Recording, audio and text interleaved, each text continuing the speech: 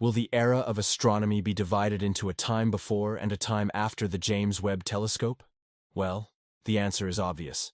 After all, Webb is constantly tracking down mysterious structures in the depths of space that, according to our current understanding, are simply impossible. This refers in particular to those galaxies that formed immediately after the so-called Dark Age, and which simply appear to be much too large and massive for their point of origin so shortly after the Big Bang. In fact, our standard model of cosmology is not able to explain the existence of such early galactic heavyweights.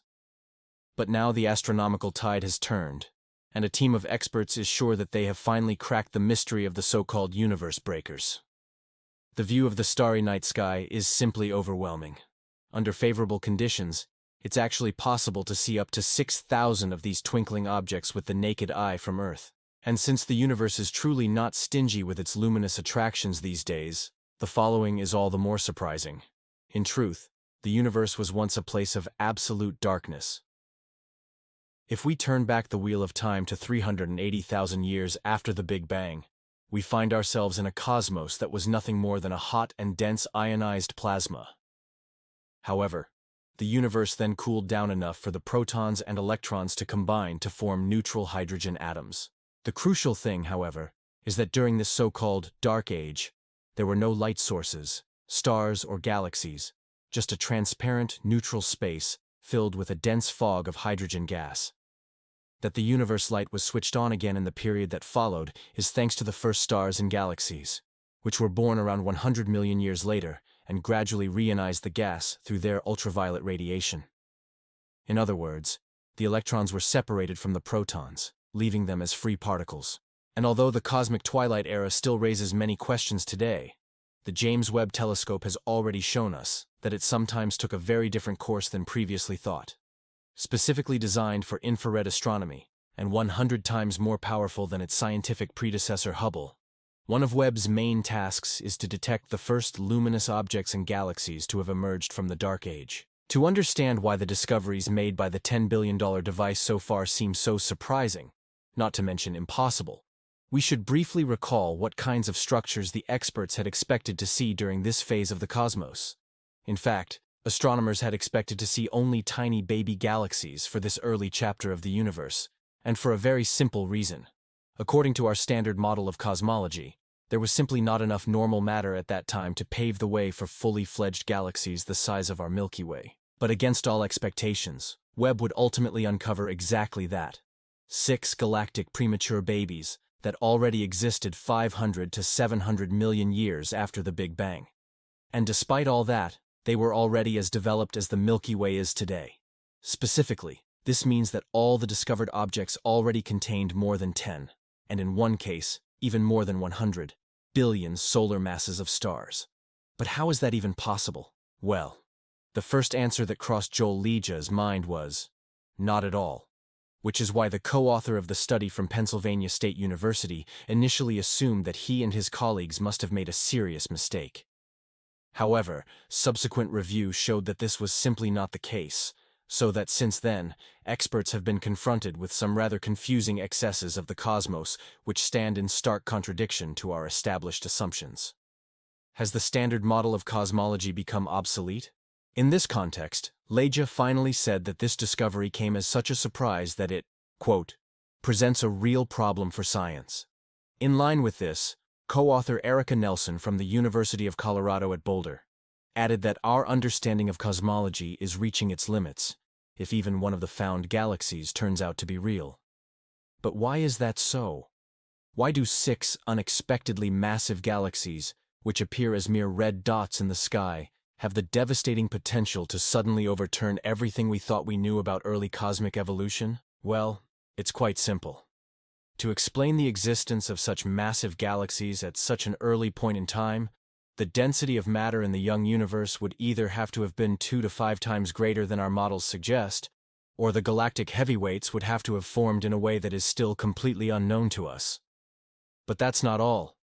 True to the motto, one astronomical impossibility rarely comes alone, Webb was to add a few more objects to the star charts in the period that should not actually exist according to our understanding. For example, there is the galaxy with the scientific designation JWST Z14-0, which existed as early as 290 million years after the Big Bang, and which also appears to be much too large and starry for that.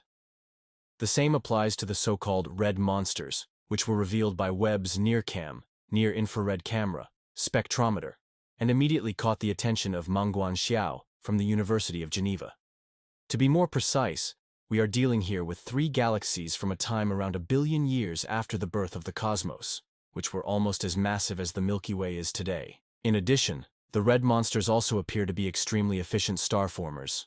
While only a few new stars are formed per year in our home galaxy, the respective star formation rates in their monstrous counterparts amount to 795 to 1030 solar masses per year.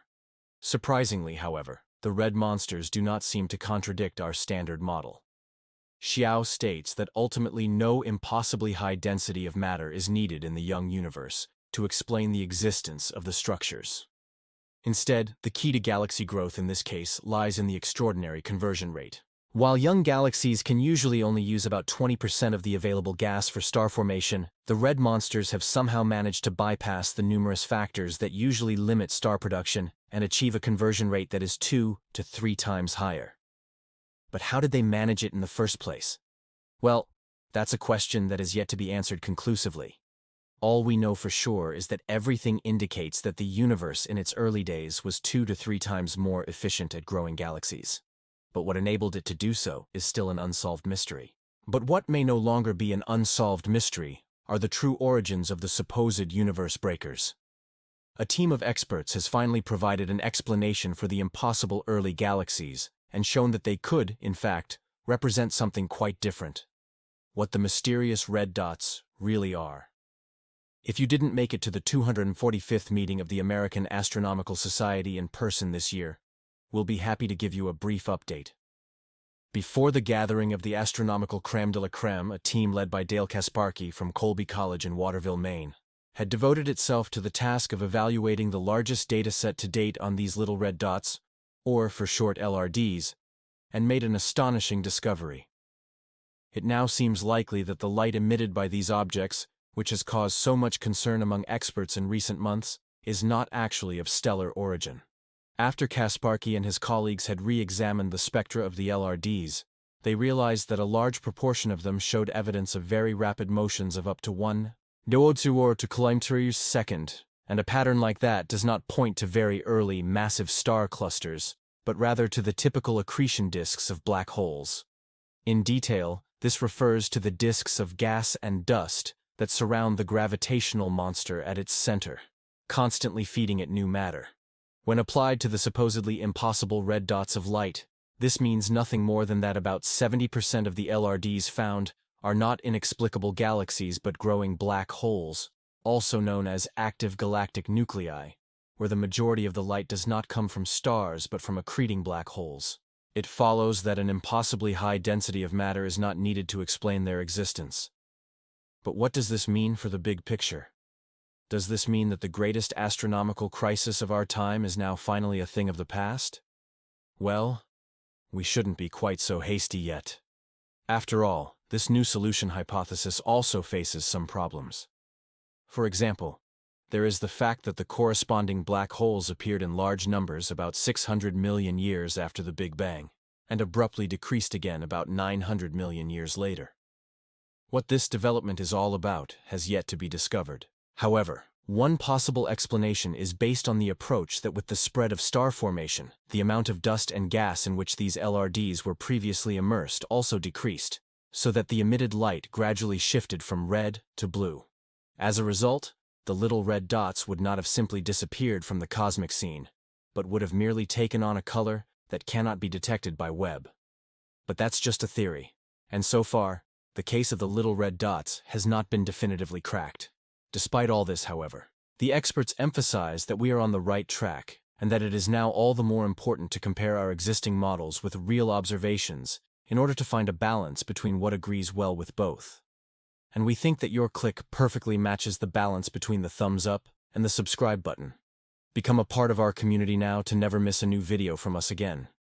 We'll see you soon.